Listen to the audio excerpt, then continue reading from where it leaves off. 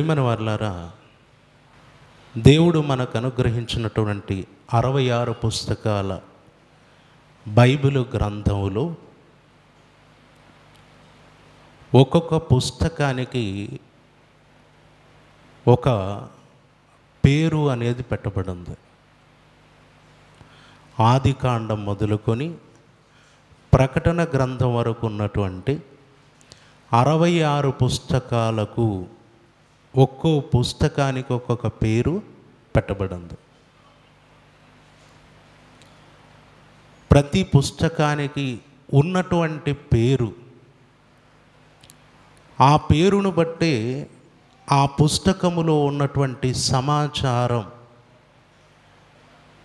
ఉంటుంది అన్నది మనం అందరం కూడా గ్రహించాలి. మామూలుగా మనం ప్రసంగాలు వింటూ ఉంటాం. చాలామంది సేవకులు ఒక అంశాన్ని ముందు చెప్పి మాట్లాడతారు.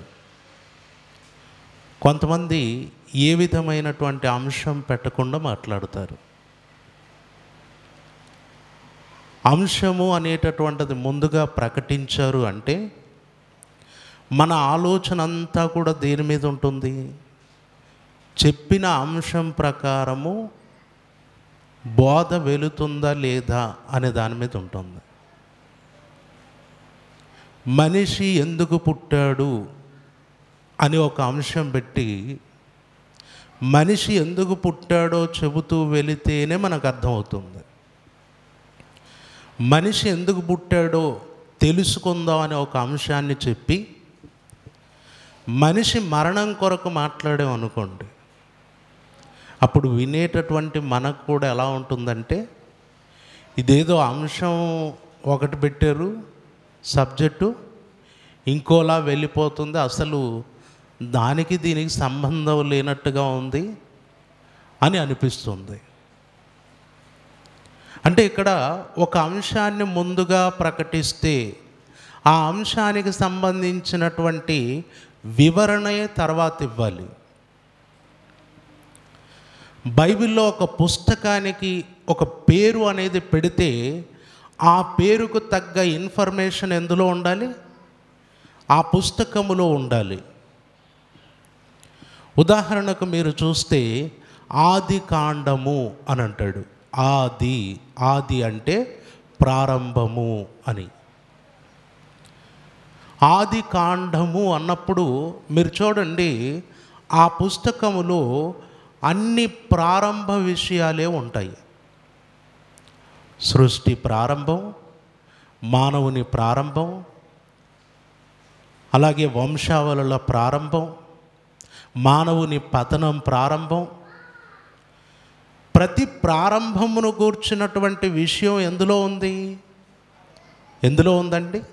ఆది కాండములో ఉంది. అందుకే ఆ పుస్తకానికి పెట్టినటువంటి పేరేంటి?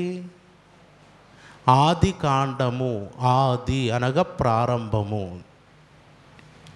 నిర్గమకాండము అంటాడు. నిర్గమకాండము, నిర్గమము అంటే బయలు వెల్లుట అని అర్థం. నిర్గమము అంటే బయలు వెల్లుట అని అర్థం. నిర్గమకాండము అని ఆ పుస్తకానికి పేరు పెట్టి అందులో దేవుని ప్రజలైనటువంటి ఇశ్రాయేలీలు ఐగుప్తు నుండి కనాను దేశమునకు బయలు వెళ్ళటం అనేది ఉంటుంది.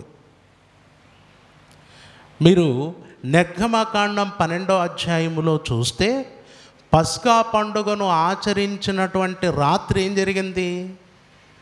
పస్కా పండుగను ఆచరించినటువంటి రాత్రే ఇశ్రాయేలీయులకు ఐగుప్తు నుండి విమోచన కలిగింది, విడుదల కలిగింది. 430 సంవత్సరాలు బానిసలుగా ఉన్నటువంటి ఇశ్రాయేలీయులు ఐగుప్తు చెర నుండి విడిపించబడ్డారు పస్కాను ఆచరించిన తర్వాత. ఆ ఐగుప్తు నుండి వారు బయలుదేరిన విషయం ఏ పుస్తకంలో ఉంది? నిర్గమకాండములో ఉంది. అందుకే ఆ పుస్తకానికి పేరేంటి? నిర్గమకాండము అంటే నిర్గమము, బయలు వెల్లుట. తర్వాత లేవియ కాండము. లేవి మనకు బాగా తెలుసు, యాకోబు గారి కుమారులలో ఒకడు లేవి. ఆ లేవి గోత్రమునకు ఎన్నో బాధ్యతలు, మందిర సేవా కార్యక్రమాలు అప్పగించబడ్డాయి.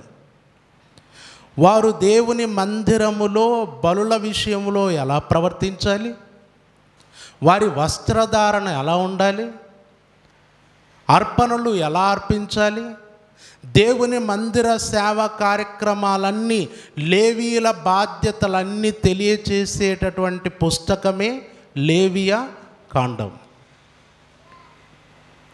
తర్వాత నెక్స్ట్ సంఖ్యాకాండం. సంఖ్య అంటే లెక్కలు.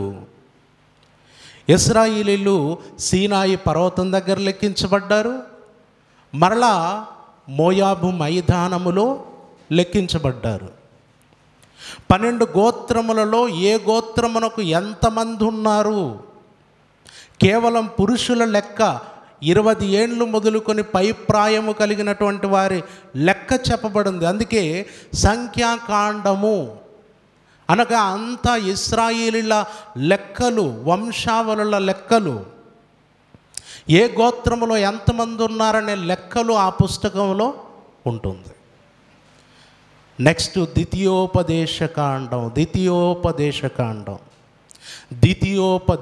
అంటే రెండవసారి ఉపదేశించటం. నిర్గమకాండములో ఇశ్రాయేలీయులు ఐగుప్తు నుండి బయలుదేరి సీనాయి పర్వతం దగ్గరకు వచ్చారు. సీనాయి పర్వతం దగ్గర మోషే గారి ద్వారా ధర్మశాస్త్రపు విధులు వారికి బోధించబడ్డాయి.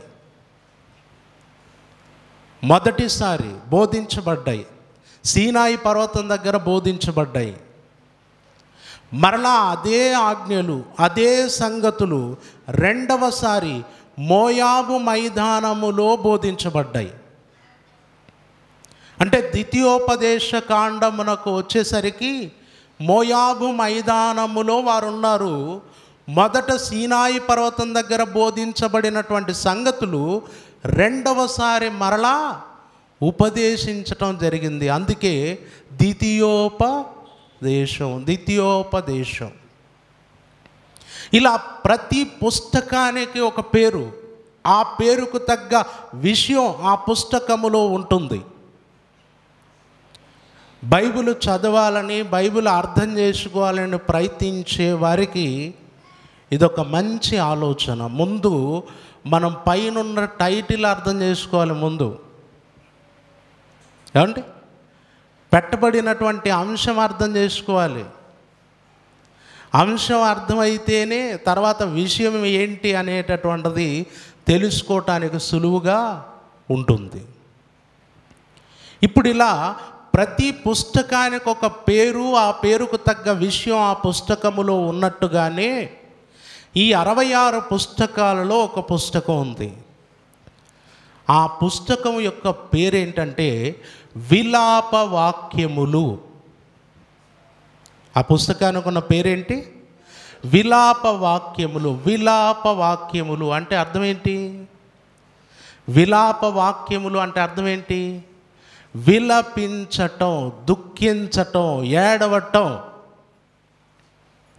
అంతేనా?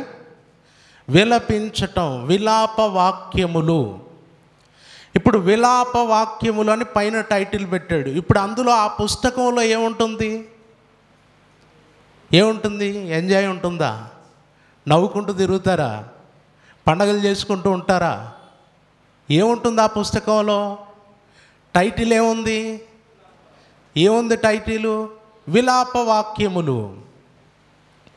ఇప్పుడు ఆ పుస్తకంలో మొత్తం ఏం కనపడుతుంది? మొత్తం విలాపమే, మొత్తం ఏడుపులే. ఎవరి ఏడుపులు? మీవా? ఎవరి ఏడుపులండి? దేవుని వాగ్దాన ప్రజలు, నిబంధనకు వారసులైనటువంటి యూదుల విలాపములను గూర్చి తెలియచేసినటువంటి గ్రంథం విలాప వాక్యములు. ఈ విలాప వాక్యములు అనేటటువంటి ఈ గ్రంథమును బైబిల్లో ఇర్మియా గారు రచించారు అన్నది బైబిల్ పండితులు చెప్పిన మాట. ఎవరు రచించారు? ఇర్మియా గారు, ఇర్మియా ప్రవక్త. ఇర్మియా ప్రవక్త దేవుని ప్రజలైనటువంటి యూదులు అంటే 2 గోత్రముల వారు. మీకు తెలుసు కదా ఆ చరిత్ర. యాకోబు గారికి 12 మంది కుమారులు, 12 గోత్రకర్తలు. ఆ 12 గోత్రములను ఏమంటే మొదట సౌలు పరిపాలించాడు, తర్వాత దావీదు పరిపాలించాడు, తర్వాత సొలొమోను పరిపాలించాడు 12 గోత్రములను. సొలొమోను తర్వాత వచ్చినటువంటి రెహబాము పరిపాలన కాలములో రాజ్యం ఏమైపోయింది? రాజ్యము 2 భాగాలు అయిపోయింది. 10 గోత్రములు ఇశ్రాయేలు రాజ్యముగాను, 2 గోత్రములు యూదా రాజ్యముగాను విడిపోయాయి. అందుకే మీరు రాజుల మొదటి గ్రంథం, రాజుల 2వ గ్రంథం చదివితే అందులో యూదా రాజులు, ఇశ్రాయేలు రాజులు, వారి పరిపాలన కాలం, పరిపాలన విధానం ఆ పుస్తకాల్లో ఉంటుందన్నమాట. కనుక ఇక్కడ రాజ్యం 2 భాగాలు అయిపోయిన తర్వాత యూదా రాజులు వేరు, ఇశ్రాయేలు రాజులు వేరు. యూదా రాజులలో యెకొన్యా, యెహోయాకీను అనేవాడు ఉన్నాడు. 3 పేర్లు ఒక్కనివే. ఈ కొన్యా అనేవాడి పరిపాలన కాలములో ఇర్మియా గారి ద్వారా ముందే దేవుడు చెప్పాడు. ఏమని? యూదులు బబులోను చెరకు వెళ్ళబోతున్నారు, బబులోనుకి వీరిని నేను పంపబోతున్నాను. ఎందుకంటే 70 సంవత్సరాలు వీరు దేవుడిచ్చినటువంటి ఆ వాగ్దాన భూమికి విశ్రాంతినివ్వకుండా పంటలు పండించుకున్నారు, దేవుని ఆజ్ఞను అతిక్రమించారు. దేవుడు వారు అరణ్య ప్రయాణంలో ఉన్నప్పుడు ఏం చెప్పాడు అంటే, మీరు స్వతంత్రించుకొనబోయేటటువంటి ఆ పాలు తేనెలు ప్రవహించు దేశములో ప్రతి ఏటా మీరు పంట పండించుకోండి, సమృద్ధిగా పండుతుంది. 6 సంవత్సరాలు వరుసగా పంట పండించుకోండి, 7వ సంవత్సరం మాత్రం భూమికి విశ్రాంతి ఇవ్వండి అని చెప్పాడు. 7వ సంవత్సరం విశ్రాంతి ఇవ్వండి అని చెప్పాడు. 7వ సంవత్సరం విశ్రాంతి ఇవ్వండి అని అంటే ఈ ఇశ్రాయేలీలు, యూదులు ఆ 7వ సంవత్సరము కూడా తమ భూములను వారు పండించుకున్నారు. దేవుడు విశ్రాంతి ఇవ్వండి అని చెబితే విశ్రాంతి ఇవ్వకుండా ఏం చేశారు? భూమిని పండించుకున్నారు. ఇది దేవుని దృష్టిలో పాపము, దేవుని ఆజ్ఞను అతిక్రమించటం. అందుకే ఆ 7 సంవత్సరాలకు ఒకసారి విశ్రాంతి ఇవ్వాలి కదా. అవి లెక్క ప్రకారము 70 సంవత్సరాలు అయ్యాయి. 70 సంవత్సరాలు వారు పంటలు పండించుకున్నారనమాట విశ్రాంతి ఇవ్వకుండా. అందుకే ఈ 70 సంవత్సరాలలో వారిని బబులోను చెరకు పంపించాలనుకున్నాడు. అంటే ఇక్కడ 70 సంవత్సరాలు భూమిని పండించుకున్నారు కాబట్టి మీరు ఐగుప్తికి బబులోనుకు వెళ్ళిపోతే అక్కడ మీరు అక్కడ పడి ఉంటారు. ఈ భూమికి 70 సంవత్సరాలు ఏముంటుంది? అప్పుడు విశ్రాంతి ఉంటుంది. అంటే నేను చెప్పినప్పుడు మీరు విశ్రాంతి ఇవ్వలేదు కాబట్టి ఇప్పుడు నేనేం చేస్తాను? మొత్తం మిమ్మల్ని సర్ది అక్కడ పంపించేసి ఈ భూమికి ఏమి ఇస్తానన్నాడు? విశ్రాంతి ఇస్తానని చెప్పాడు. అది ఇర్మియా గారి ద్వారా చెప్పాడు. ఏమంటే అర్థమవుతుంది కదా? ఇర్మియా గారి ద్వారా చెప్పాడు. ఇప్పుడు ఇర్మియా గారు చెప్పినటువంటి కాలము సమీపమైంది. బబులోను రాజు వచ్చాడు, యూదుల మీద దాడి చేశాడు. తర్వాత సొలొమోను కట్టిన దేవాలయాన్ని పడగొట్టాడు. యూదులలో అనేకులను చెరలోనికి తీసుకెళ్ళాడు. దాడి జరిగింది. దేవుడు చెప్పినట్టు యూదులు చెరలోనికి వెళ్ళిపోయారు. ఆ చెరలోనికి వెళ్ళిపోయినప్పుడు, దాడి జరిగినప్పుడు ఆ యూదుల పరిస్థితులు ఎలా ఉన్నాయో కళ్ళకు కట్టినట్టుగా ప్రవక్త అయినటువంటి ఇర్మియా గారు విలాప వాక్యములలో వారి విలాపములను గూర్చి రాశాడు. ఇప్పుడు నిజంగా మనం మనసు పెట్టి విలాప వాక్యములు గనక జాగ్రత్తగా చదివి అర్థం చేసుకున్నాం అనుకోండి, తర్వాత మనకు స్టార్ట్ అవుతుంది విలాపం. తెలుసా మీకు అది? తర్వాత మనం ఏడుస్తాం. ఎందుకంటే ఆ రోజు వారు ఏ విధమైనటువంటి పరిస్థితులు ఎదుర్కొన్నారో, ఎంత నలిగిపోయారో, వారు చేసిన పాపాలకు వారి మీదకి వచ్చినటువంటి శిక్ష ఎంత భయంకరమైందో జాగ్రత్తగా చదువుకుంటూ వెళితేనండి ఖచ్చితంగా మనకు కన్నీళ్ళు రాక తప్పవు. కానీ ఆ కన్నీళ్ళు వారి జీవితంలో రావటానికి గల కారణం ఒకటే, దేవుడు వారి చెయ్యి విడిచిపెట్టడం.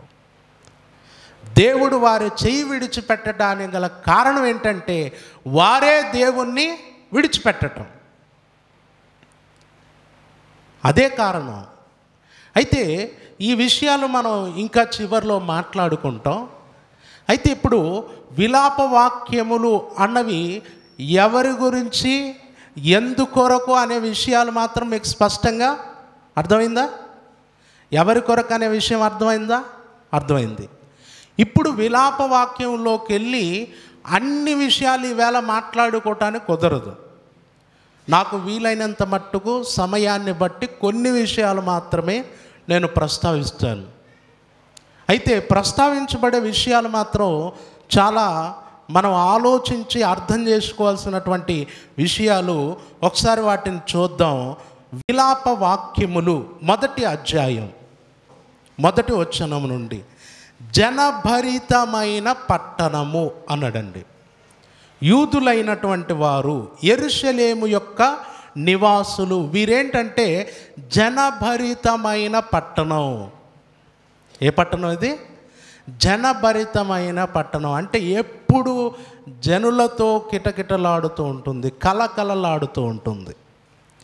జనభరితమైన పట్టణం ఎట్లు ఏకాకి అయి దుఃఖాక్రాంతమాయను అన్నాడు. చూడండి, దుఃఖాక్రాంతమాయను. జనభరితమైన పట్టణం ఎట్లు ఏకాకి అయి దుఃఖాక్రాంతమాయను.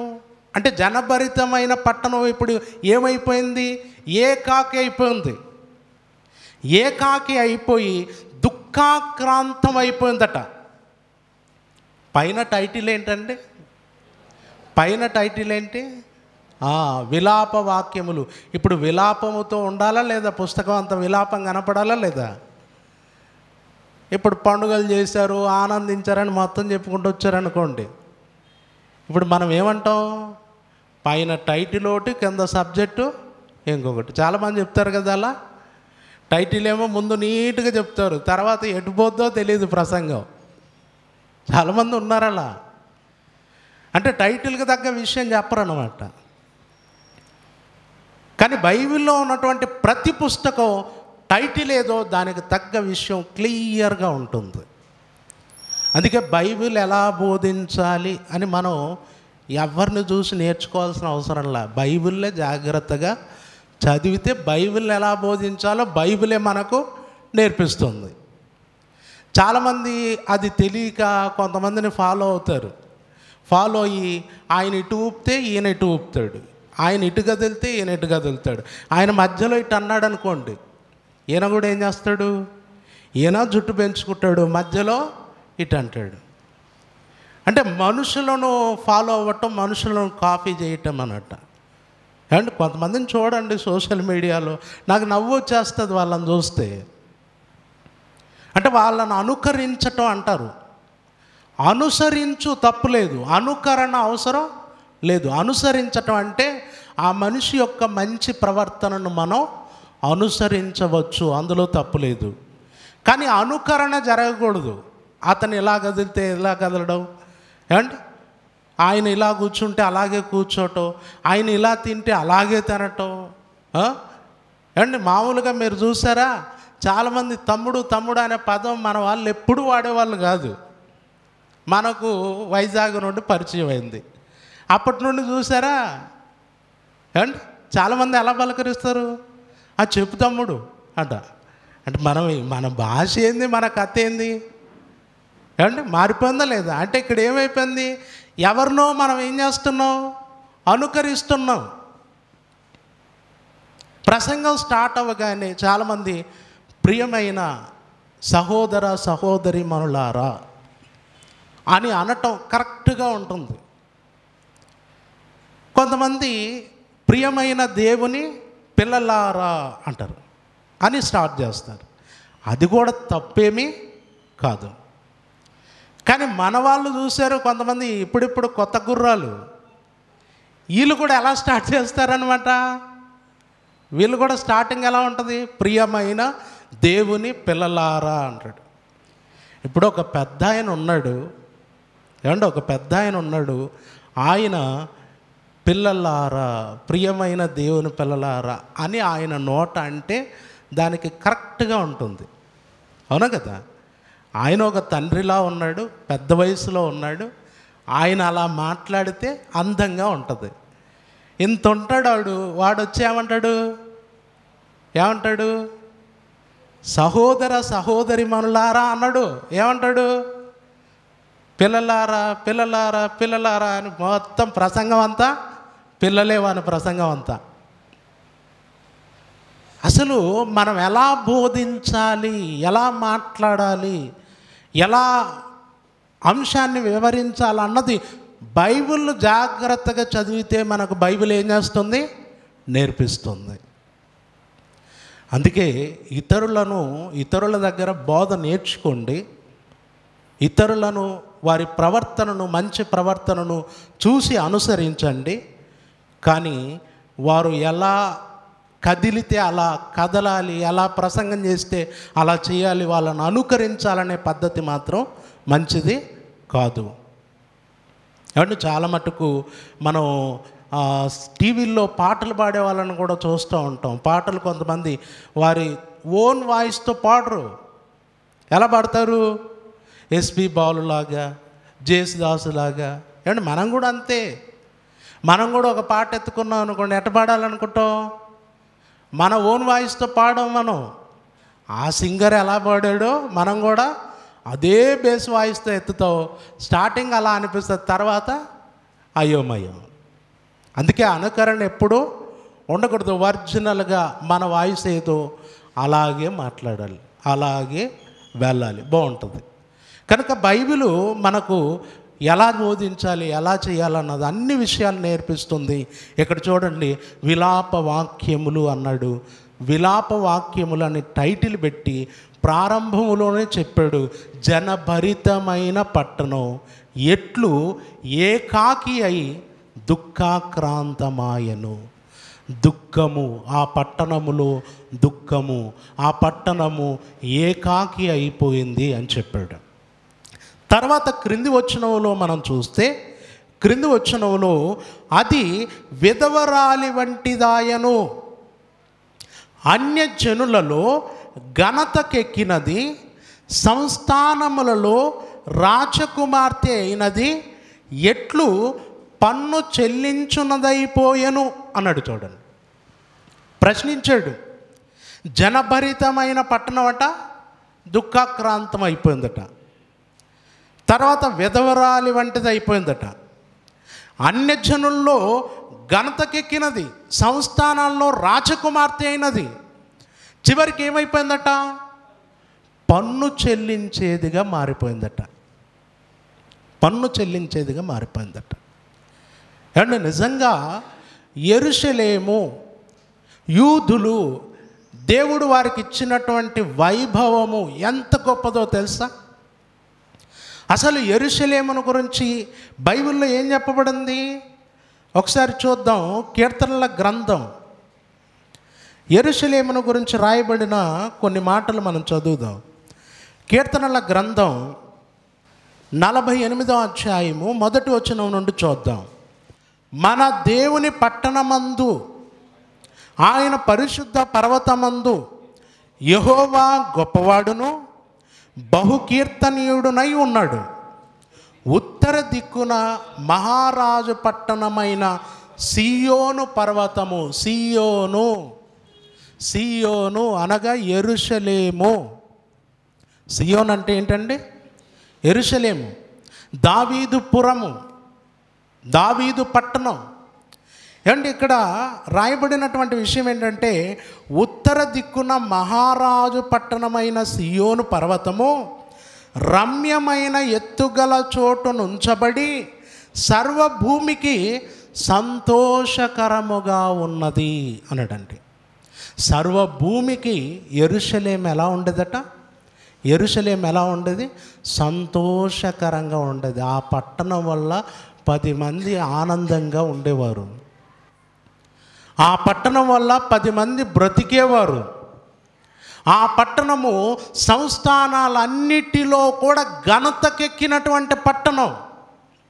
ఇంకొక అద్భుతమైనటువంటి విషయం ఏంటంటే, యేసుక్రీస్తుల వారు చెబుతారు, యెరూషలేము తోడు అనవద్దు, అది మహారాజు పట్టణము అంటాడు. యెరూషలేము అంటే ఏమనుకున్నారు? దేవుడు నివసించేటటువంటి పట్టణం, దేవుడు ప్రత్యేకంగా ఏర్పాటు చేసుకున్నటువంటి పట్టణం. దేవుడు పరమందున్నటువంటి దేవుడు మానవాళి మధ్యకు వచ్చి ఆయన నివసించటానికి ఒక స్థలమును ఏర్పాటు చేసుకున్నాడు. ఆ స్థలము పరిశుద్ధమైన స్థలం. ఆ పరిశుద్ధమైన స్థలమే యెరూషలేము. సర్వసృష్టికర్త దేవాది దేవుడు, కలిగి ఉన్నది ఏది ఆయన లేకుండా కలగలేదు. అలాంటి సృష్టికర్త అయినటువంటి దేవుడు ఒకచోట నివసించటానికి ఇష్టపడి ఆయన ఏర్పాటు చేసుకున్నటువంటి భూమి, ఆ భూమిలో నివసిస్తున్నటువంటి ఆయన ప్రజలు, వారి వైభవం ఎంత గొప్పదో ఒకసారి ఆలోచించండి. అసలు ఒకప్పుడు యెరూషలేము కొరకు, ఇశ్రాయేలీయుల కొరకు మనం మాట్లాడుకుంటే అండి, చుట్టూ ఉన్నటువంటి శత్రు దేశాలన్నీ కూడా యెరూషలేముకు పన్ను చెల్లించేవి. ఏం చెల్లించేవి? పన్ను చెల్లించేవి. యెరూషలేముకు పన్ను చెల్లించేవి, ఇశ్రాయేలీయులకు పన్ను చెల్లించేవి అని అంటే ఇక్కడ అర్థం ఏంటి? ఆ పట్టణం ఎలా ఉంది? అన్ని విధాల ఆర్థికంగా చాలా బలంగా ఉంది అని. ఏమంటే ఇప్పుడు అమెరికా దేశం ఉంది. అమెరికాకు మళ్ళీ రెండవసారి అధ్యక్షుడు అయ్యాడు. ఎవరు? ట్రంప్ గారు అధ్యక్షుడు అయ్యాడు. ఆయన అధ్యక్షుడు అయిన తర్వాత ఏం చేశాడంటే ఒక ప్రకటన చేశాడు. ఇదిగో, విదేశాల నుండి మా దేశానికి వచ్చేటటువంటి ప్రతి వస్తువు మీద, ప్రతి దాని మీద మేము టారిఫ్ను పెంచుతున్నాం, పన్నును పెంచుతున్నాం అన్నాడండి. ఏమన్నాడు? పన్నును పెంచుతున్నాం అన్నాడు. అంటే మీ వస్తువులు మీ దగ్గర దొరికేవి మీరు తీసుకొచ్చి మా దేశంలో ఉన్న కంపెనీలకు, మా దేశంలో ఉన్న వాళ్లకు మీరు అమ్మటం అనేది మొదలు పెడితే, అమ్ముతున్నారు కదా, ఇప్పటి వరకు పన్నులు కట్టాల్సి ఉంది, ఆ పన్నుల శాతం నేను ఎప్పుడు పెంచుతున్నాను అన్నాడు. అంతే, పన్ను పెంచుతున్నాను అన్నాడు. ఆ ప్రకటన దెబ్బతో మన ఇండియా షేర్ మార్కెట్ కుప్పగొలిపోయింది. అసలు ట్రంప్ ఎవరు? మన దేశానికి ప్రధాన? పోని మన చుట్టమా? ఎవరండి ట్రంప్? అమెరికా అధ్యక్షుడు.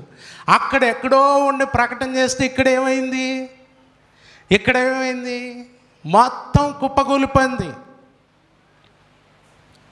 అంటే ఇప్పుడు ఆ దేశం ఎలా ఉన్నట్టు?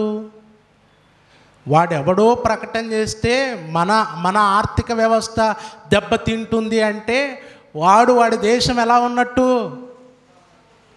ఎలా ఉన్నట్టండి? ఒకప్పుడు యెరూషలేము కూడా అలా ఉండేది. ఒకప్పుడు దేవుని పరిశుద్ధ పట్టణం కూడా అంత అద్భుతంగా ఉండేది. చుట్టూ ఉన్న దేశాలు పన్ను చెల్లిస్తున్న యెరూషలేము కంటే మీరు అర్థం చేసుకోండి. పన్ను వివరాలు చెప్పమంటారా? ఏమంటే పన్ను వివరాలు, పన్ను చెల్లించేవి కదా. సొలొమోను కాలములో, దావీదు కాలములో పన్ను చెల్లించేవి. ఒకసారి పన్ను చెల్లించేటటువంటి ఆ వివరాలు ఒకసారి మనం చూద్దాం. పన్నుతో పాటు భోజనం కూడా ప్రతిరోజు ఏర్పాటు చేయాలట ప్రతి దేశం. ఆ వివరాలు ఎలా ఉన్నాయో చూద్దాం ఒకసారి. రాజుల మొదటి గ్రంథం 4వ అధ్యాయం 21వ వచనం. నది మొదలుకొని, అంటే యూఫ్రటీసు నది మొదలుకొని ఐగుప్తు సరిహద్దు వరకు ఈ మధ్యనున్న రాజ్యములన్నిటి మీదను, ఫిలిష్తీయుల దేశమంతటి మీదను సొలొమోను ప్రభుత్వము చేసెను. ఆ జనులు పన్ను చెల్లించుచు సొలొమోను బ్రతికిన దినములన్నీ అతనికి సేవ చేయుచు వచ్చిరి. ఏమంటే నది మొదలుకొని ఐగుప్తు సరిహద్దు వరకు మధ్యనున్న రాజ్యములన్నీ కూడా, తర్వాత ఫిలిష్తీయుల దేశము కూడా, ఇవన్నీ కూడా ఏం చేస్తున్నాయట? సొలొమోనుకు ఏం చేస్తున్నాయమ్మా? పన్ను చెల్లిస్తున్నాయి. అందుకే ఏమన్నాడు విలాపవాక్యముల్లో? అన్యజనులలో ఘనతకెక్కినది అన్నాడు. రాజకుమార్తె అయినది, సంస్థానాలన్నిటిలో రాజకుమార్తె అయినది అన్నాడు. ఒక అద్భుతమైనటువంటి దేశం, సారవంతమైన నేల, మంచి సంపద గల నేల. అక్కడ రాళ్ళు కరిగించి రాగి తీయటం, బంగారు వెండి వాటికి ఏమాత్రం కొదవ లేదు. ప్రతి దేశం పన్ను చెల్లించేదంటే ఎంత అద్భుతంగా ఉందో చూడండి. ఇక తర్వాత ఏం చేసేవాళ్ళట? 22వ వచనం. ఒక్కొక్క దినమునకు సొలొమోను భోజనపు సామ్రాగ్రి అన్నాడండి. అంటే ఈ దేశాలు ఒక్కొక్క దినము సొలొమోను గారికి భోజన ఏర్పాట్లు చూసుకునేవాళ్ళు. ఇప్పుడు భోజన ఏర్పాట్లు, సొలొమోను గారికి భోజన ఏర్పాట్లు. ఏమంటే ఈరోజు మనకు భోజన ఏర్పాటు ఏముంటుంది ఇంట్లో? మీరు చెప్పండి, ఏం ఏర్పాటు చేశారు? ఇంట్లో ఏమన్నా ఏర్పాటు చేశారు? ఇప్పుడు పోయి చేయాలా? పోయి చేస్తారనుకుందాం. ఏమేం చేస్తారు?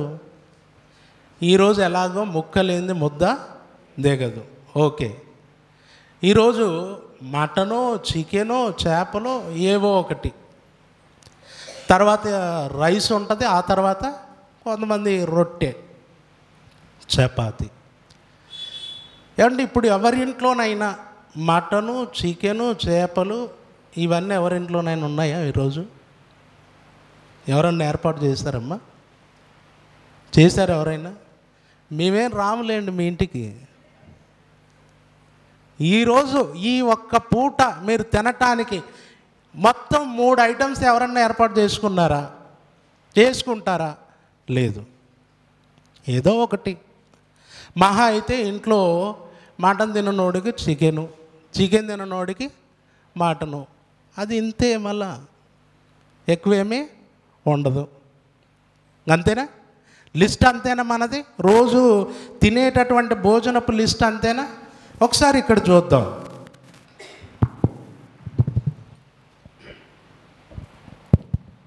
22వ వచనం చూద్దాం.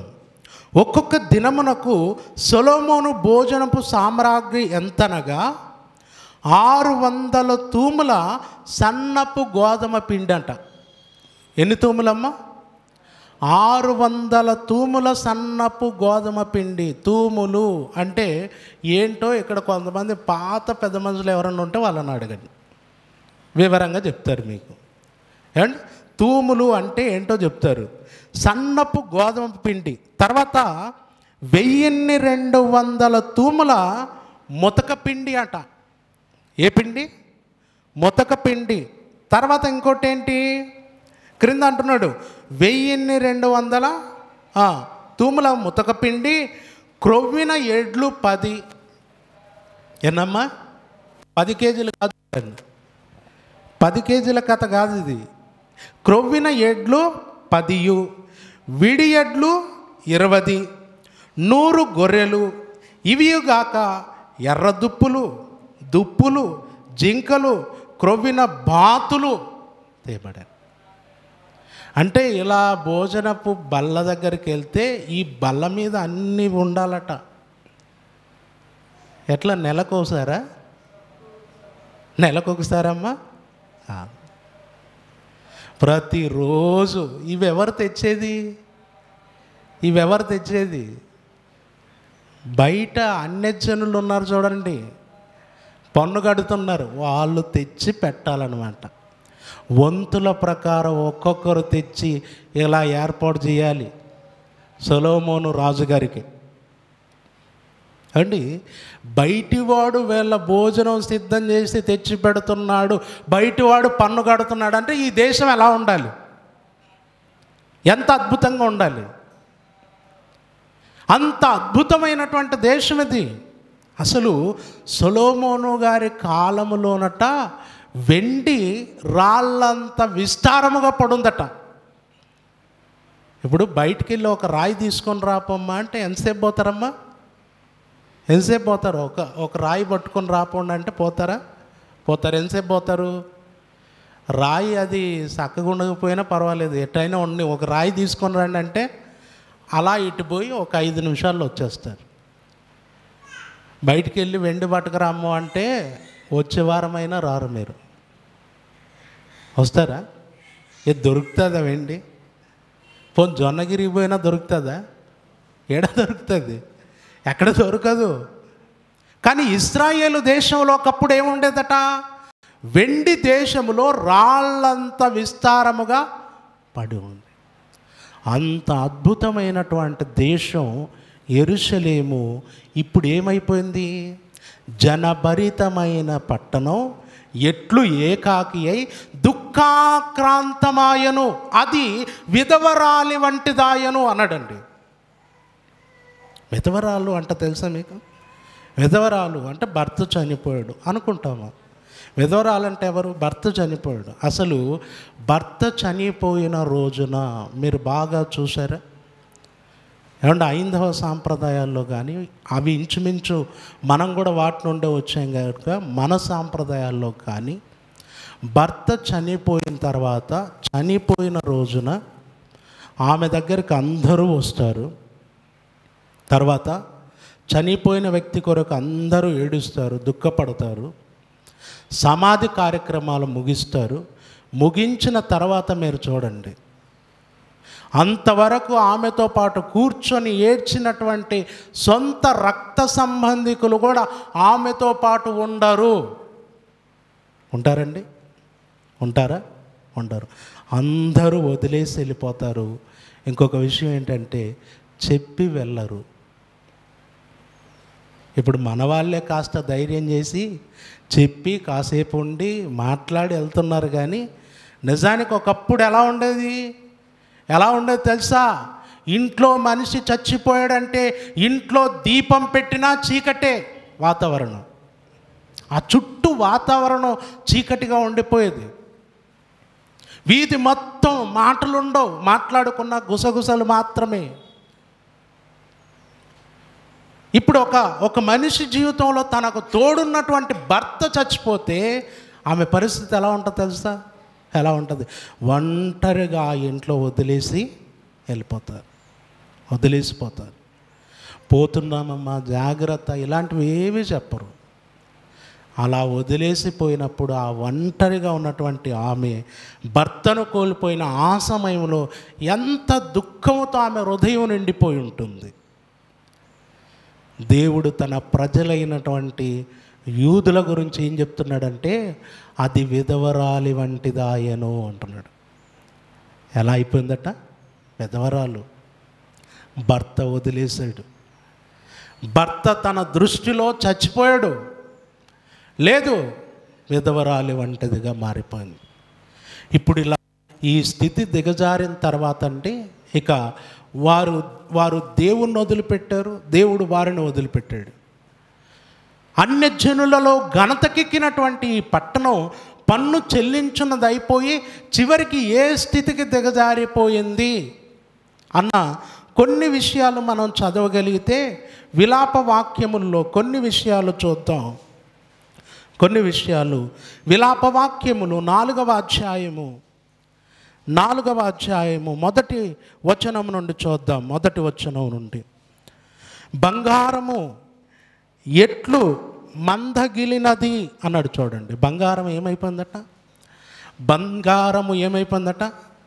బంగారము మందగిలినదట. మేలిమి బంగారము ఎట్లు మార్చబడినది, ప్రతి వీధి మొగను ప్రతిష్ఠితమైన రాళ్ళు పారవేయబడి ఉన్నవి. మేలిమి బంగారుతో పోల్చదగిన సియోను కుమారులు. అంటే పైన బంగారం అంటే ఎవరు? బంగారం అంటే ఎవరంటే ఇశ్రాయేలీలు, యూదులు, దేవుని ప్రజలు. కింద అంటున్నాడు, మేలిమి బంగారముతో పోల్చదగిన సియోను ప్రియ కుమారులు ఎట్లు కుమ్మరి చేసిన మంటి కుండలుగా ఎంచబడుచున్నారు. ఏంటి? తర్వాత క్రింద అంటున్నాడు, నక్కలైనను చన్నిచ్చి తమ పిల్లలకు పాలిచ్చును. నక్కలు, అడవిలో తిరిగేటటువంటి నక్కలు తమ పిల్లలకు పాలిస్తాయట. ఆ విషయం చెప్తూ క్రింద అంటున్నాడు, నా జనుల కుమారి ఎడారిలోని ఉష్ణ పక్షి వలె క్రూరురాలాయను అన్నాడండి. ఎడారిలోని ఉష్ణ పక్షి అంటే నిప్పుకోడి. ఏ కోడిది? నిప్పుకోడి. నిప్పుకోడి గురించి తెలుసా మీకు? నిప్పుకోడిని గురించి ప్రస్తావించాడు. అంటే తన ప్రజలైనటువంటి వారు ఎలా మారిపోయారట? ఎలా మారిపోయారు? నిప్పుకోడిలా మారిపోయారు. నక్క ఏమో తన పిల్లలకి ఏమిస్తుంది? పాలిస్తుంది. కానీ నా జనుల కుమారి ఎడారిలోని నిప్పుకోడిలా మారిపోయింది, క్రూరురాలయ్యింది అన్నాడు. ఇప్పుడు నిప్పుకోడి యొక్క క్యారెక్టరు ఎవరికైనా తెలుసా? నిప్పుకోడి యొక్క లక్షణాలు తెలుసా? ఒకసారి నిప్పుకోడి గురించి చదువుతారా బైబిల్లో? అది ఎలాంటిదో, దాని క్యారెక్టర్ ఏంటో ఒకసారి చూద్దాం. యోబు గ్రంథము 39వ అధ్యాయము నిప్పుకోడి గురించి. అంటే వృష్ణకోడి అన్నాడు కదా అక్కడ, ఇదే అన్నమాట. అది నిప్పుకోడి సంతోషము చేత రెక్కల నాడించును, రెక్కలను వెంట్రుకలను దానికి ఉన్నందున అది వాత్సల్యము కలదిగానున్నదా అన్నాడు. ఏమంటే రెక్కలు బాగున్నాయట, తర్వాత దాని వెంట్రుకలు బాగున్నాయట. అలా ఉండటాన్ని బట్టి దాన్ని చూసి అది వాత్సల్యము కలిగినదేమో, అది మంచిదేమో, అది మంచి స్వభావం కలిగినదేమో అని మీరు అనుకుంటారనుకోవచ్చు. కాదు, క్రింద చెప్తున్నాడు, లేదు సుమి, అది నేలన దాని గుడ్లను పెట్టును, ధూళిలో వాటిని కాచును అన్నాడు. నేలన గుడ్లు పెట్టేస్తుందట, ధూళితో అలా కప్పేస్తుందట. అయిపోయింది. తర్వాత క్రింద ఏమంటున్నాడు, దేని పాదమైనను వాటిని త్రొక్కవచ్చునని అయినను, అడవి జంతువు వాటిని చెదగ త్రొక్కవచ్చునని అయినను అనుకొనకయే ఉన్నది. అంటే గుడ్లైతే అలా పెట్టేస్తుంది, పెట్టేసి ధూళి అలా వాటి మీద కప్పేస్తుంది. ఇక ఏదైనా త్రొక్కుతుందేమో, ఎవరైనా త్రొక్కుతారేమో, ఈ ధ్యాస ఏమి ఉండదట. పెట్టేసింది, అయిపోయింది. పట్టించుకునే కథలేమి ఉండవు. మన మామూలు కోడి ఉంటుంది చూడండి, మన ఇంట్లో పెంచుకునే కోడి ఏం చేస్తుంది? గుడ్లు పెడుతుంది. గుడ్లు పెట్టి ఏం చేస్తుంది? తర్వాత పొదుగుతుంది, గుడ్ల మీద పొదుగుతుంది, గుడ్ల మీద పొదుగుతుంది. అది పొదిగిన టైంలో మనకప్పుడు ఆమ్లెట్ వేసుకోవాలని అనిపించింది అనుకోండి, ఒక గుడ్డు తీసుకో అని అలా రెక్కలేపుతుందా? చెప్తుందండి. మనం ఎంతసేపు ఉన్నా ఆమ్లెట్ చేస్తే ఎప్పుడు ఉండాలి? అది పొదగక ముందే ఉండాలి. పొదిగిన తర్వాత మీరు అలా దగ్గరికి వెళ్ళారంటే అదేం చేస్తుంది? పొడుస్తుంది. కానీ ఈ నిప్పుకోడి కథ తెలుసా మీకు? ఇది పెట్టిన తర్వాత అవి పిల్లలు అవుతాయో తెలీదు, కావో తెలీదు, ధూళి కప్పేసి తిరగడమే ఊరి మీద. మరి నిప్పుకోళ్ళు ఎలా తయారవుతాయి, ఎలా వస్తాయి అనుకుంటున్నారా? అది ధూళి కప్పేసిపోయింది కదా, ఎండవేడి ఉంటుంది కదా, ఆ ఎండవేడికి, ఇసుక వేడికి, ఈ మట్టి వేడికి పిల్లలు బయటకు వస్తాయట. అంటే తల్లి ఉన్న తల్లి లేని పిల్లలు. తల్లి ఆదరించేది కాదు, ప్రేమగా చూసుకునేది కాదు. నా పిల్లలు ఇదిగో నేను కనబోతున్నాను, నేను పెంచాలి జాగ్రత్తగా అనే ఆలోచన గలది కాదు. నిప్పుకోడి క్యారెక్టర్ అది. తర్వాత క్రింద అంటున్నాడు, ఏమంటున్నాడు 16వ వచనం, తన పిల్లలు తనవి కానట్టు వాటి ఎడల అది కాఠిన్యము చూపును. మళ్ళీ ఇవి పెరిగి అమ్మ అని దగ్గరకు వచ్చాయనుకోండి, పొడవటమే, అసలు నీకు నాకు సంబంధమే లేదు. అసలు ఎవరు పిల్లలు, ఎవరు? అసలు మన పిల్లల విషయంలో అలా ఉంటామండి? అలా ఉంటామా? పిల్లలంటే ఎంత ప్రేమ చాలామంది తల్లిదండ్రులకు. పిల్లల కొరకు ఎంత కష్టపడుతున్నారు, పిల్లల కొరకు ఎంత ఆలోచిస్తున్నారు, ఎంత ప్రేమ పిల్లలు పెంచే విషయంలో. వారికి ఆరోగ్యం బాగోలేకపోయినా పరుగులు పెడతారు, వాళ్ళకి ఆకలేసిందంటే అన్నం పెట్టడానికి పరుగులు పెడతారు, వాళ్ళకు పండగ వచ్చిందంటే, పుట్టినరోజులు వచ్చాయంటే వాళ్ళ కొరకు ఎన్ని విధాలుగా ఆలోచిస్తారు. తను కన్న పిల్లలకు కనికరం లేకుండా వారిని దగ్గర కూడా రానివ్వకుండా చూసే క్యారెక్టరు నిప్పుకోడిది. అలాంటి క్యారెక్టర్ ఇప్పుడు ఎవరికి వచ్చిందట? ఎవరికి వచ్చింది? విలాప వాక్యముల్లో ఎవరి గురించి చదువుకున్నారు? దేవుని ప్రజలైనటువంటి యూదులు ఆ స్థితికి దిగజారిపోయారట. ఆ స్థితికి దిగజారిపోయారట. అండ్ తర్వాత క్రింద అంటున్నాడు, దాని కష్టము వ్యర్థమైనను దానికి చింతలేదట. నిప్పుకోడికి కష్టం వ్యర్థమైపోయినా ఏం చింత లేకుండా తిరుగుతారు. కన్నది అయిపోయింది, గుడ్డు పెట్టినాను ఇంకా అయిపోయింది. అది పిల్ల అవుతుందో, పక్షి అవుతుందో, పెరిగి నిప్పుకోడి అవుతుందో, ఏమండి పప్పు కూడా అవుతుందో, మనకు సంబంధం లేదు.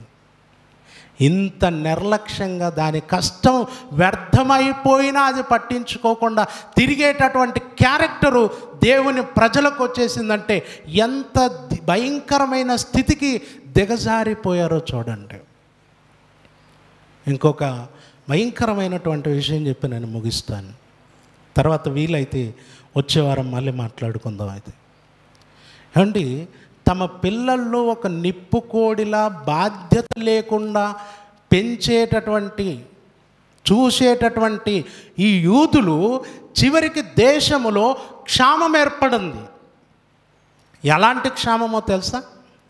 ఎలాంటి క్షామము అనంటే, ఏమండి ఇప్పుడు త్రాగటానికి నీళ్ళు, మనం త్రాగటానికి నీళ్ళు చాలామంది ఏం చేస్తున్నారు, మామూలుగా నీళ్ళు, త్రాగే నీళ్ళు ప్రభుత్వం ఇచ్చేటటువంటి ఏమండి కుళాయిల ద్వారా ఆ వాటర్ ఏదో తాగుతున్నారు చాలామంది.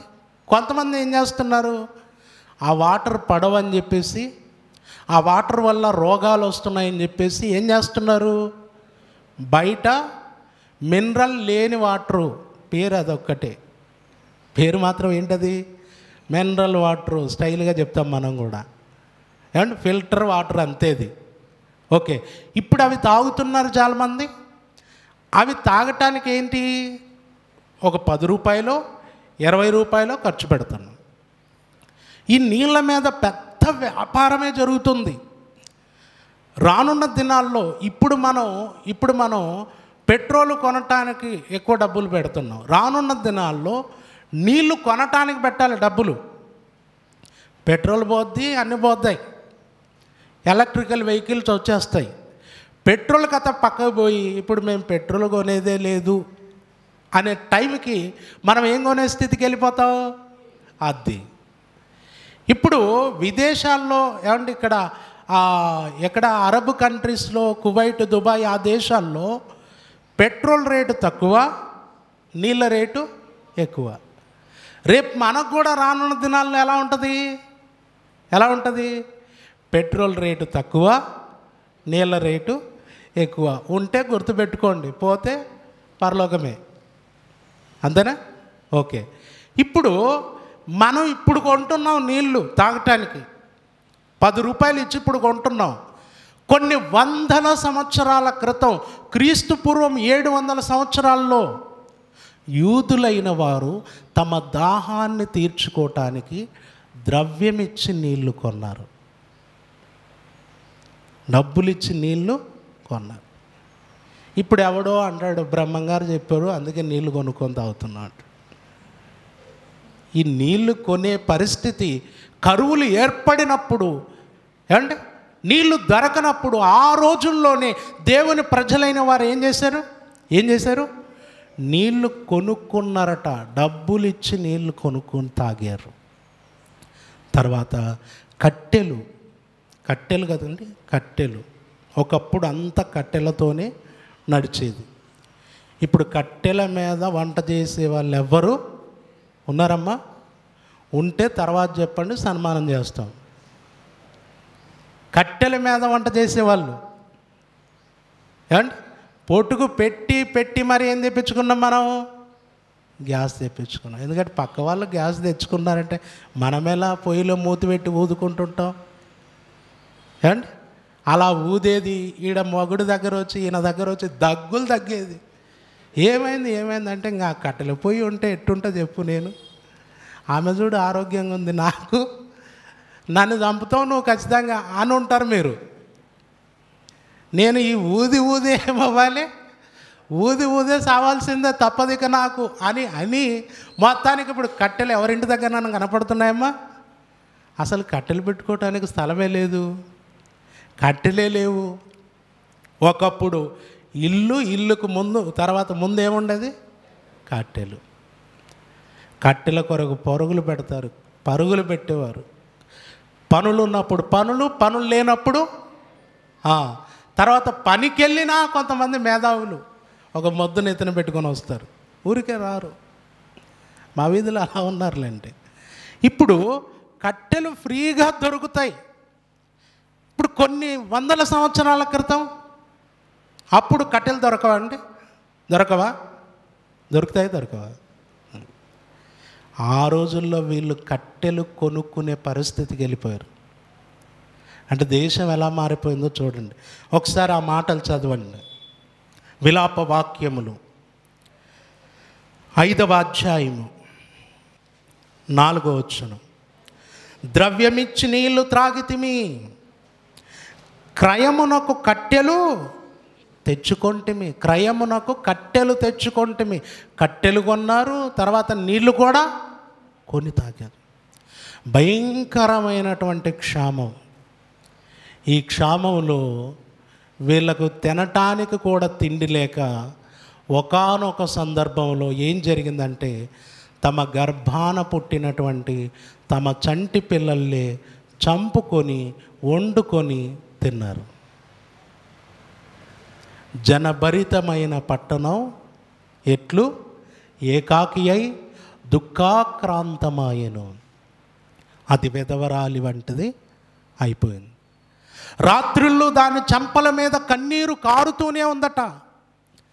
ఏంటి? ఒక వెలిగినటువంటి ఈ పట్టణం నేలకు దిగజారిపోవటానికి కారణం ఏంటి?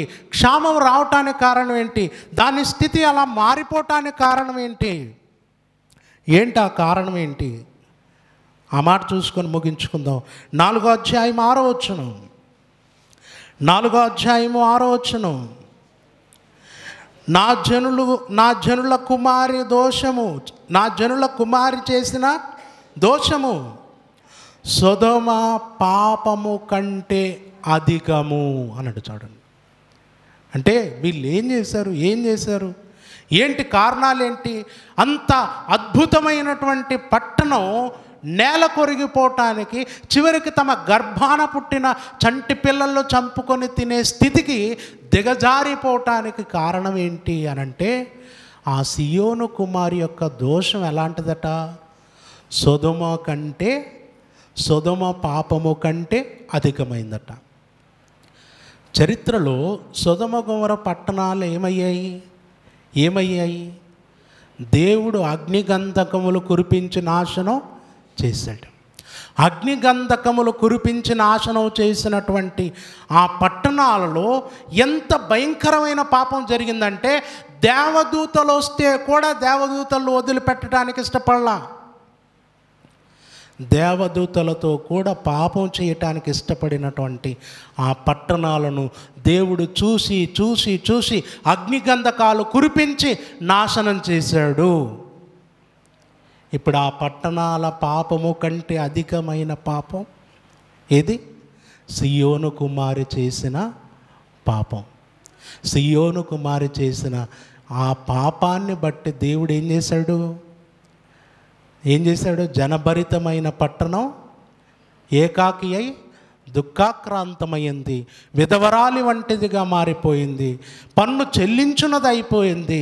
రాత్రుల్లో దాని చెంపల మీద కన్నీరు కారుతున్నది, కట్టెలు కొనుక్కోవాల్సిన పరిస్థితి, నీళ్లు త్రాగటానికి ద్రవ్యం ఇవ్వాల్సిన పరిస్థితి, చివరికి తమ పిల్లలను చంపుకొని వండుకొని తినే పరిస్థితికి వెళ్ళిపోయింది. దేవుడు అక్కడ నుండి ఇక్కడికి పడేశాడు. అక్కడ నుండి ఇక్కడికి పడేసినప్పుడు వాళ్ళ పరిస్థితులన్నీ చూసి చూసి చూసి ఇర్మియా ప్రవక్త ఈ విలాప వాక్యములు రాశాడండి. ఎంత దిగజారిపోయింది ఈ పట్టణ ప్రజల పరిస్థితి, ఏంటి నా ప్రజలు ఇలా అయిపోయారు అని చూసి ఈ విలాప వాక్యముల్లో వారి పరిస్థితులన్నీ వివరిస్తూ ఏడుస్తూ ఈ మాటలు రాశాడు. అయితే ఇందులో ఒక అద్భుతమైన మాట దేవుడి కొరకు ఒక మాట చెప్పాడు. ఆ మాట చదువుకుందాం చివరిగా. వచ్చే వారం దాని కొరకు మనం ఆలోచిద్దాం. విలాపవాక్యములు 3వ అధ్యాయము 31వ వచనం.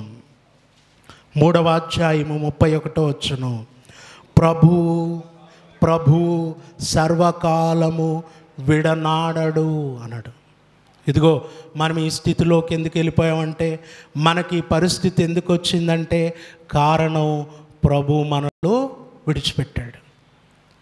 ప్రభు మనల్ని విడిచిపెట్టాడు. కారణం ఏంటి? ఎందుకు విడిచిపెట్టాడు? మనం చేసిన పాపాలు. ఏమంటే మన వ్యక్తిగతమైన జీవితంలో కూడా మనము ఒక మంచి స్థితి నుండి దిగజారిపోయాము అనంటే మన తప్పులేంటి, మన పాపాలేంటి, దేవుని విషయంలో మనం చేసిన పొరపాట్లేంటి మనం వెతుక్కోవాలి, మనం పరీక్షించుకోవాలి. ఎందుకంటే ఏ విషయంలో చూసుకున్నా నెహెమ్యా గ్రంథంలో ఒక మాట అన్నాడు, ఇదిగో దేవా, మేము సమస్తమును పరీక్షించి చూస్తే నీవు న్యాయవంతుడవే, మేమే అన్యాయస్తులం అన్నాడండి. మన పరిస్థితి దిగజారిపోయిందంటే దాని వెనకాల, ఆ పతనం వెనకాల ఎవరుంటారమ్మా? మనమే. మన లోపాలే, మన తప్పులే, మన బలహీనతలే కారణం. ఈరోజు నువ్వు ఎక్కడో ఏ స్థితిలోనో ఉండి నలిగిపోతున్నావంటే నువ్వు చేసినదేంటో ఒకసారి పరీక్షించుకో. నీ లోపం ఏంటో, దేనివల్ల నువ్వు తప్పిపోయి ఆ స్థితికి దిగజారిపోయావో చూసుకో. దేవుడు ఎప్పుడూ కూడా అన్యాయస్తుడు కానే కాడు. నువ్వే విషయంలో చూసుకున్నా అన్యాయము నీది, దేవుడు మాత్రం న్యాయవంతుడు. అందుకే ఇక్కడ అన్నాడు, ప్రభువు సర్వకాలము విడనాడాడు. ఇప్పుడు విడిచిపెట్టాడు, ఈ స్థితిలో ఉన్నావు, కానీ మన ప్రభు ఎప్పటికీ విడిచిపెట్టేవాడు కాదు, వదిలేసి వెళ్ళిపోయేవాడు కాదు. నిప్పుకోడి కాదు ఆయన, అంతేనా? నిప్పుకోడి ఏంటనమాట, పెట్టేసింది గుడ్లు, అయిపోయింది, పోయింది, ఎక్కడికో, సంబంధం లేదు. కానీ దేవుడు అలాంటి వాడు కాదు. ప్రభు సర్వకాలము విడనాడడు, ఆయన బాధ పెట్టినను. ఈ మాట ఆలోచించాలి. అంటే చాలా ఈ విలాప వాక్యముల్లో చదువుతూ వస్తే మనకు బాధ, దుఃఖం కలుగుతుంది. కానీ ఈ మాట దగ్గరకు వచ్చేసరికి ఒక ఆదరణ, ధైర్యం, నెమ్మది. అసలు ఏమంటున్నాడు గ్రంథకర్త? ఆయన బాధ పెట్టినను తన కృపా సమృద్ధిని బట్టి జాలిపడును. మన దేవుడు ఎలాంటి వాడండి? ఎలాంటివాడు? విడిచిపెట్టాడు. ఆయన జాలి పడతాడు, మళ్ళీ పట్టుకుంటాడు. ఏమండి? శాశ్వతంగా ఆయన వదిలేసేవాడు కాడు. వచ్చే వారం అవకాశం ఉంటే చెప్తాను. ఈరోజు ఇంత కన్నీటిమయమైపోయినటువంటి యూదుల స్థితిగతులు తర్వాత దేవుడు ఎంత ఉన్నతమైన స్థితికి హెచ్చించాడో తెలుసా? వాళ్ళను మరలా పట్టుకొని, ఏమంటే ఆయన తన కృపా సమృద్ధిని బట్టి జాలి పడతాడు. మన తప్పులకు మనకు శిక్ష ఉంటుంది, కానీ దేవుడు ఎప్పుడు శిక్షిస్తూ అలాగే ఉండిపోయేవాడు కాడు. దేవుడు అంటే ప్రేమ, జాలి, కరుణ, దయ. అందుకే మన లోపాలను బట్టి, మన పాపాలను బట్టి ఎక్కడైతే పడిపోయామో తెలుసుకొని దేవుని సన్నిధిలో పశ్చాత్తాపపడి, దేవా నా జీవితాన్ని మరలా కట్టు, నా కుటుంబాన్ని మరలా కట్టు, నీవు కృపా సమృద్ధి గలవాడవు, నువ్వు బాధ పెట్టినను మమ్మను విడిచిపెట్టేవాడవు కాదు అని నువ్వు పశ్చాత్తాపపడితే ఖచ్చితంగా నీ దేవుడు మరలా నిన్నేం చేస్తాడు? నీ మొదటి స్థితి కంటే ఉన్నతంగా హెచ్చిస్తాడు. ఒకసారి మరి మీ స్థితి ఎలా ఉందో, మీ పరిస్థితి ఎలా ఉందో ఒకసారి ఆలోచించుకోండి. ఎందుకంటే ఒకనాటి దేవుని ప్రజలు, దేవుని చేత ఆశీర్వదింపబడిన వారు చివరికి నేల కొరిగిపోయి చుట్టూ ఉన్న వారందరూ చూసి నవ్వుకునే స్థితికి దిగజారిపోయారు. అయినా దేవుడు జాలిపడ్డాడు, వారిని పట్టుకున్నాడు, వారిని ఆశీర్వదించాడు. ఎంతలా ఆశీర్వదించాడో మనం మాట్లాడుకుందాం. కానీ మన జీవితంలో కూడా ఒక మంచి స్థితి నుండి దిగజారిపోయి ఉంటే దాని వెనకాల మన పొరపాట్లు ఎన్నో ఉంటాయి. దేవుడు న్యాయవంతుడు, కృపా సమృద్ధి గలవాడు. ఆయన వైపు తిరుగుదాం, పశ్చాత్తాపపడదాం, ఆయన కనికరమును పొందుకోవటానికి మనం ప్రయత్నం చేద్దాం. అసలు మనల్ని ప్రేమించి తన ప్రియకుమారుణ్ణి మన రక్షణ కొరకు సిలువలో బలిగా ఇచ్చాడు అంటే ఆయన ప్రేమ ఎంత గొప్పదో ఒకసారి ఆలోచించండి. ఆ ప్రభు వైపు తిరగండి, ఆయన కనికరమును, కృపను పొందుకోవటానికి సిద్ధపడండి. ఆయన కృప సమృద్ధి కలిగిన వాడు, ఆ కృపను చూపక మానడు.